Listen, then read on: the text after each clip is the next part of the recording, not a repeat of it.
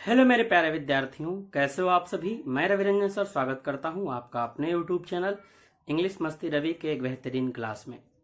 विद्यार्थियों, पिछले क्लास में हमने पोएट्री लेसन 6 द सोल्जर के जो रूपर्ट ब्रूक हैं उनके परिचय को देखा था।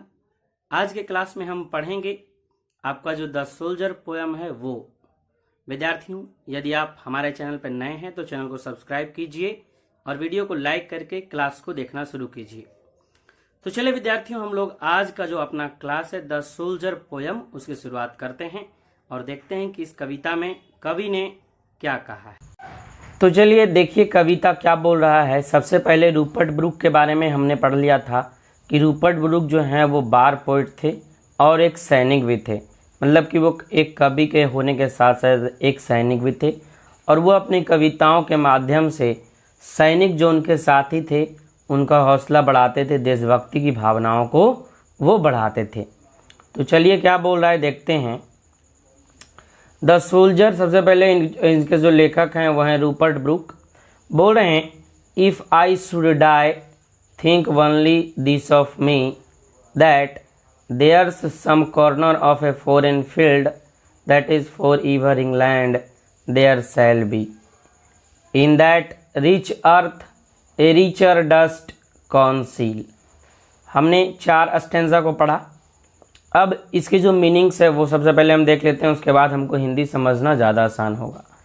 देखिए मीनिंग यहाँ एक है थिंक, थिंक का मतलब सोचना, ठीक है। दूसरा मीनिंग कॉर्नर है, कॉर्नर मतलब कोना होता है।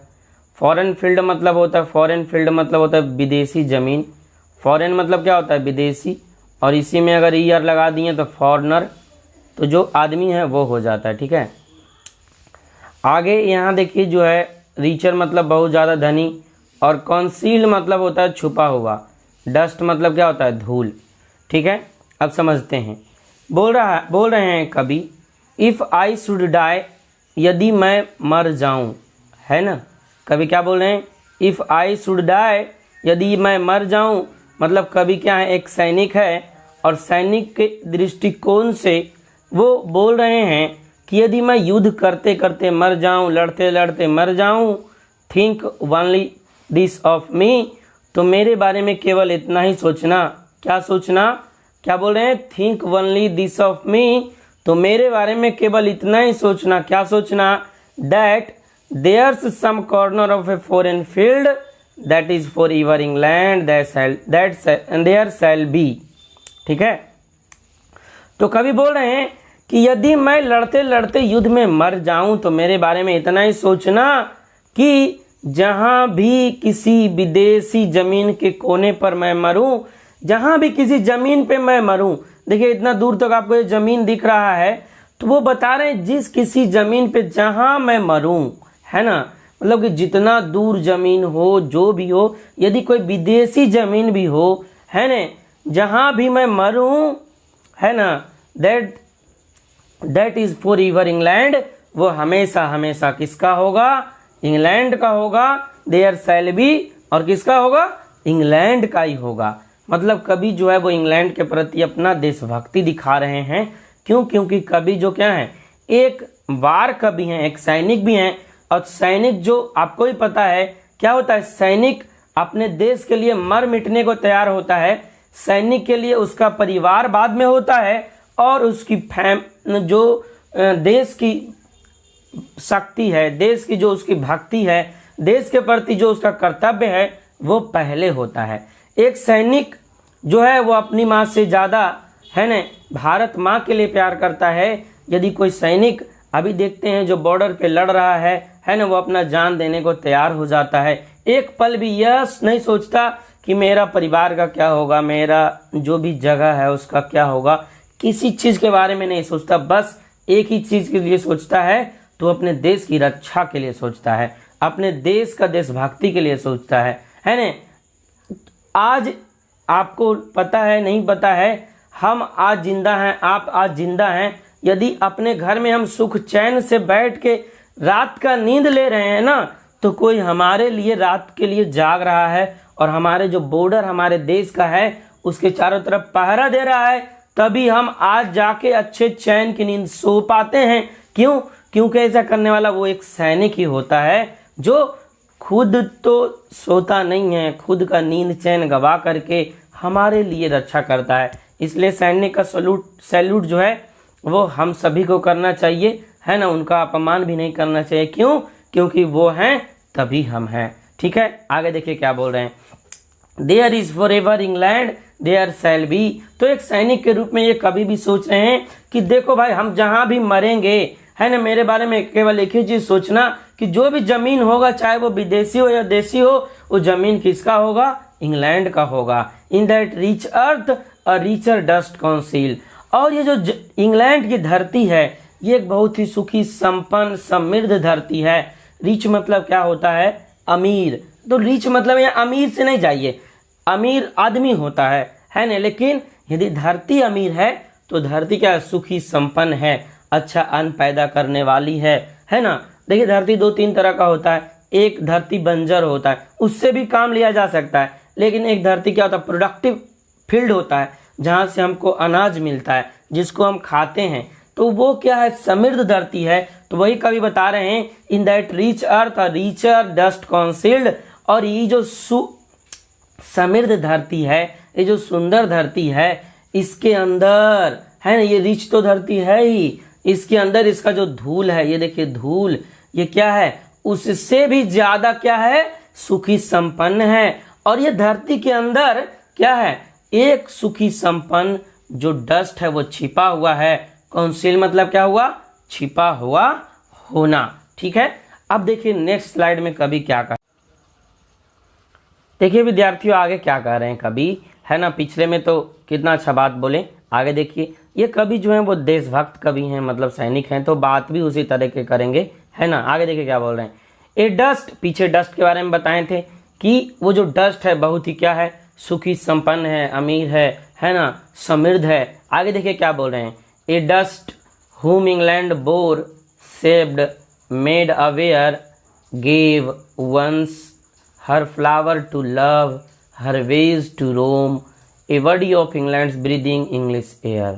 अब पहले इसका मीनिंग को समझते हैं, फिर हमको समझना आसान होगा जो लिखा हुआ है। बोर मतलब जन्म देना, सेव्ड मतलब आकार, मेड अवेयर मतलब जागरूक बनाना, अब बेज मतलब रास्ता होता है, रोम मतलब होता है घूमना इधर उधर, ब्रीदिंग मतलब होता है श्वास लेना।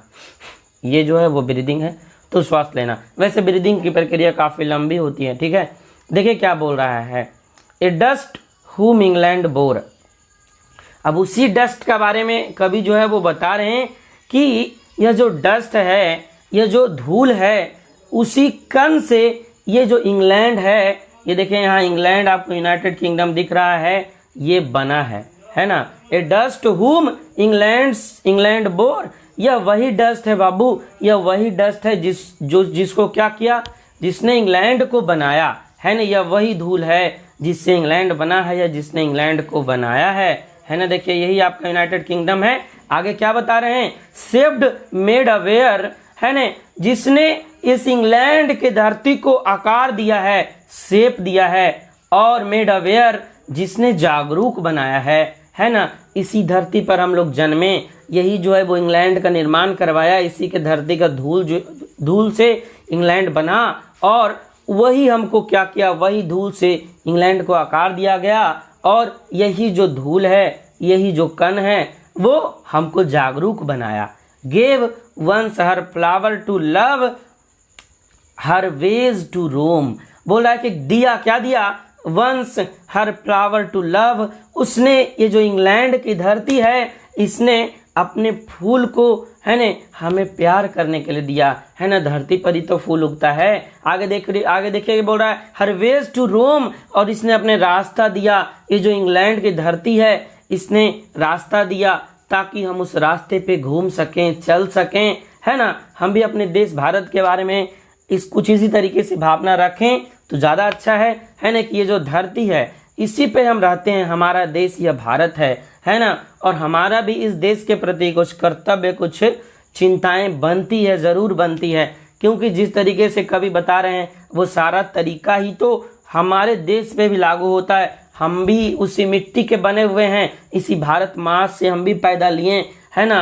और यही जो है वो हमको आकार देता है, और यहाँ का जहाँ भी हम रहते हैं वहाँ का जो समाज है, वहाँ का जो धरती है, वो हमको सिखाता है बहुत कुछ, हमको जागरूक बनाता है कि कैसे समाज में रहना है, क्या करना है। वो हमको इसी धरती, इसी भारत माता से सीखने को मिलता है। वही चीज़ वो इंग्लैंड के बारे में कवि बता रहे हैं कि जो है ये धूल, इसी से इंग्लैंड बना है, इसी ने इंग्लैंड के जो ये भूमि है इसको आकार दिया है और जागरूक बनाया है। इसी ने फूल दिया जो हमको प्यार करने के लिए है, और इसी ने हमको रास्ता दिया जिस रास्ते पे हम चलते हैं। आगे देखिए क्या बता रहे हैं, a body of England's breathing English air. और ये जो हमारा शरीर है ये इंग्लैंड का ही शरीर है, और इसी इंग्लैंड, इसी लंदन जो हमारा देश है, इसी में हम क्या कर रहे हैं, इसी इंग्लैंड की धरती पर, इसी इंग्लिश हवा में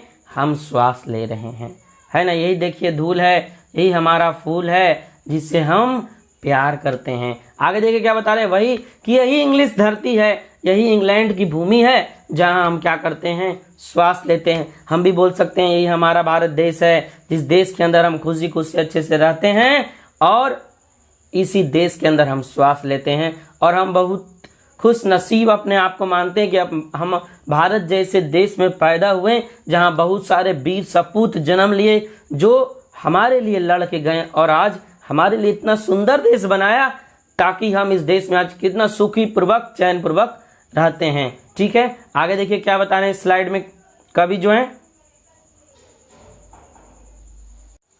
नेक्स्ट देखिए बच्चों, कवि क्या कहना चाह रहे हैं, आगे बोल रहे हैं, washed by the rivers, blessed by suns of home, and think this heart all evil shed away, a pulse in the eternal mind knowledge.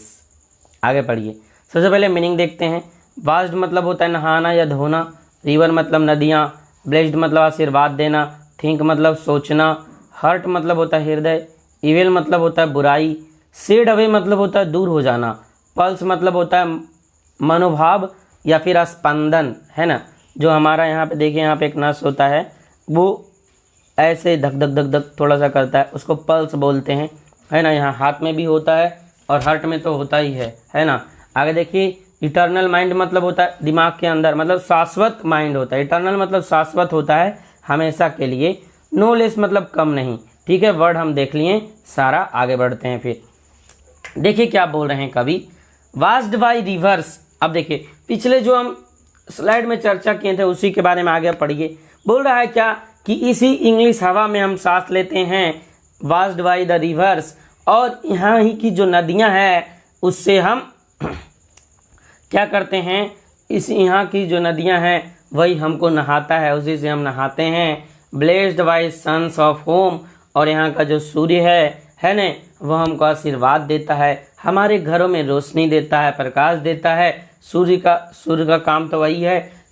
दुनिया में एनर्जी का सबसे बड़ा यदि कोई स्रोत है तो वो है सन, है ना। और रिवर सन मतलब जो भी प्राकृतिक चीज़ें हैं वो हमारे लिए बहुत ही ज़्यादा उपयोगी है। लेकिन आजकल हम क्या कर रहे हैं, अपने आप को इस प्राकृतिक चीज़ों से तो दूर कर ही रहे हैं, प्लस इन चीज़ों को भी ख़त्म कर रहे हैं। नदी को धीरे धीरे सिमटती जा रही नदियाँ, है ना। बहुत सारी चीज़ें हो रही पॉल्यूशन के कारण। आगे देखिए क्या बोला, तो वास्ड बाय द रिवर्स, यही नदी देखिए कितना शानदार लग रहा है। तो नदियों के द्वारा हमें क्या किया जाता है, नहाया जाता है, नदियों के द्वारा हमें धोया जाता है। Blessed by suns of home, और हमारे घरों को सूर्य के द्वारा आशीर्वाद दिया जाता है, रोशनी दी जाती है, एनर्जी दी जाती है। आपको विश्वास नहीं होगा, यदि सन नहीं होता तो इस पृथ्वी की कल्पना भी नहीं कर सकते हैं, क्योंकि सन से तो एनर्जी हमें मिलता ही है, प्लस जहाँ जहाँ उसकी रोशनी जाती है वहाँ कोई तरह का कीड़ा वगैरह ये सब नहीं होता है ना। आगे देखिए बोला, एंड थिंक, और जो हम सोचते हैं, this heart all evil shed away, और हमारा जो हृदय है, हम जो भी कुछ भी सोच रहे हैं ये सभी इंग्लैंड से ही इसी ने हमको दिया है। और हमारे दिल की जो भी बुराइयां हैं, ऑल इविल, जितनी सारी बुराइयां हैं सभी को दूर कर दिया है। कौन?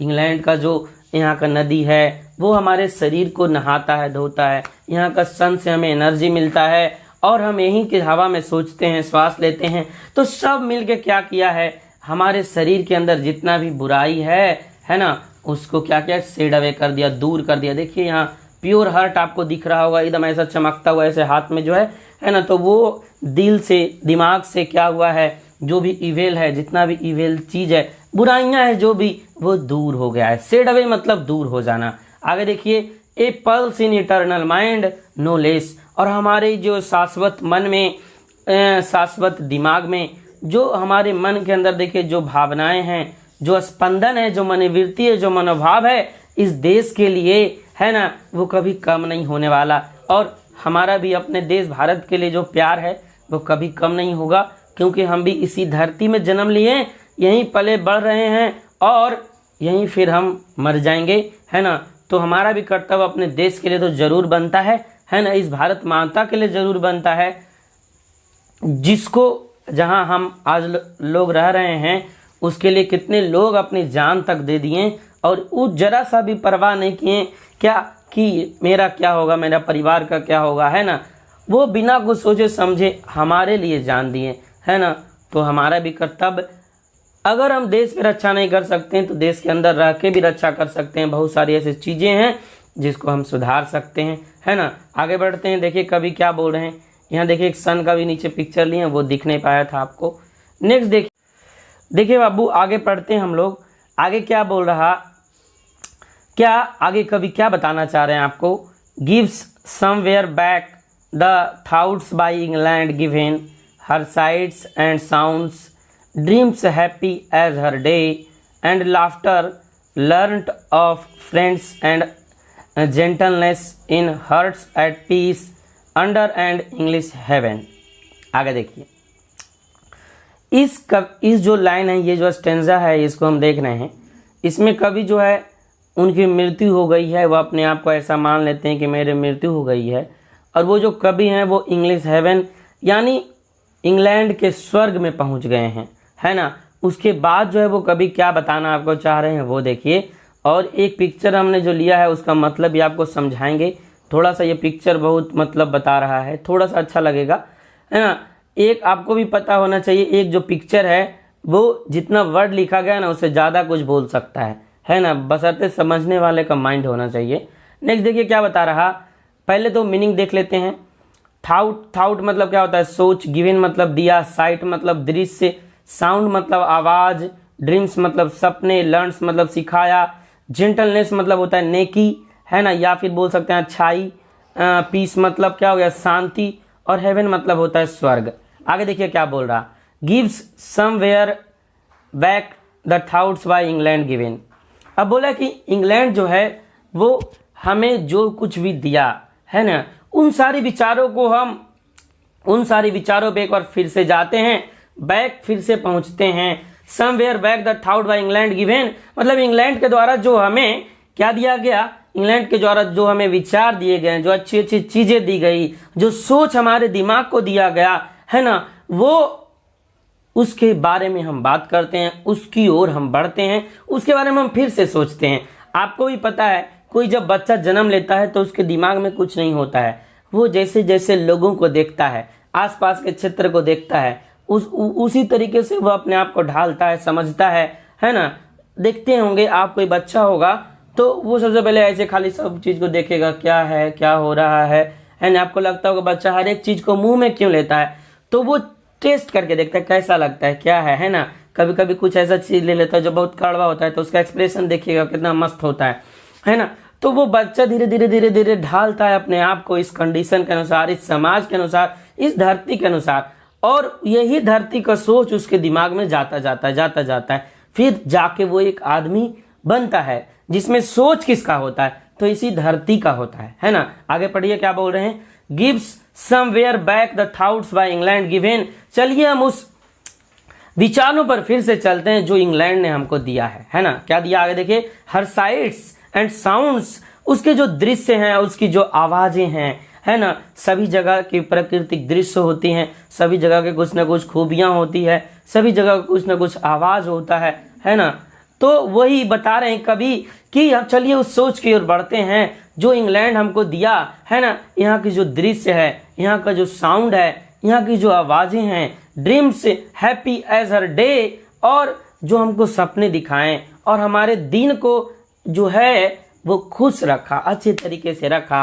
And laughter learned friends and gentleness, और क्या बोल रहा है, एंड लाफ्टर, और जो हमको हंसी दिया है ना, यहाँ देखिए हंसी का बात बोल रहे हैं, है ना, जो हमको हंसी दिया, खुशी दिया, है ना, इतना अच्छा वातावरण दिया। और क्या बोल रहा है कि लर्नड ऑफ फ्रेंड्स, और हमने यहाँ जो दोस्त बनाए, दोस्त से जो कुछ भी सीखा, है ना, दोस्त से जो कुछ भी सीखा। एंड जेंटलनेस, और जो भी अच्छाई सीखी, नेकी सीखी, है ना, वो हमने इसी इंग्लैंड में सीखा। कभी अभी कहाँ हैं, कभी अभी हैं इंग्लिश हेवन में, और वहाँ बैठ के इन सारी चीज़ों को याद कर रहे हैं कभी, कि देखिए देखो हम जो है वो इंग्लैंड से क्या क्या सीखे हैं, क्या क्या इसने हमको दिया, क्या क्या अच्छाइयाँ दी, है ना। तो ये बोल रहे हैं लर्न्स ऑफ फ्रेंड्स, और हमने जो दोस्तों से सीखा, कुछ जो अच्छाइयाँ सीखी।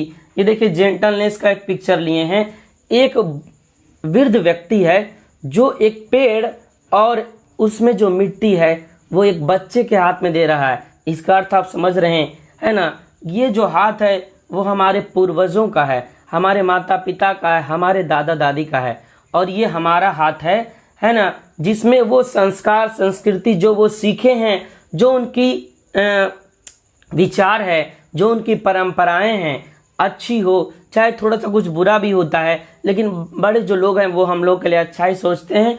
तो वो जो दे रहे हैं हमारे हाथ में, तो वो क्या दे रहे हैं, वो नेकी दे रहे हैं, वो अपनी अच्छाइयाँ हमको दे रहे हैं, वो समाज के तौर तरीकों को हमको दे रहे हैं, है ना, जो हम सीखते हैं अपने बड़ों से ही सीखते हैं। तो इस पिक्चर का मतलब आपको हम समझाएं कि क्या वो जो दे रहे हैं हाथ में, है ना, जो एक बड़े लोग, एक बुजुर्ग लोग का जो हाथ है ना, और वो हमको सौंप रहे हैं कि बाबू अब हम तो जा रहे हैं, लेकिन जिम्मेदारी तुमको दे के जा रहे हैं कि हमने जो विरासत बना के रखा, हमने जो संस्कृति शिक्षाएं तुमको दी है, तुम भी उसको बना के रखना, वही चीज़ें बरकरार रखना, है ना।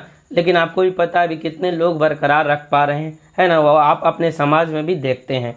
नेक्स्ट देखिए क्या बोल रहा है ना, in hearts at peace under an English heaven, और हम मर गए हैं, है ना, वो कभी बोल रहे हैं हम इंग्लिश हेवन में हैं, तो दिल को सुकून होता है।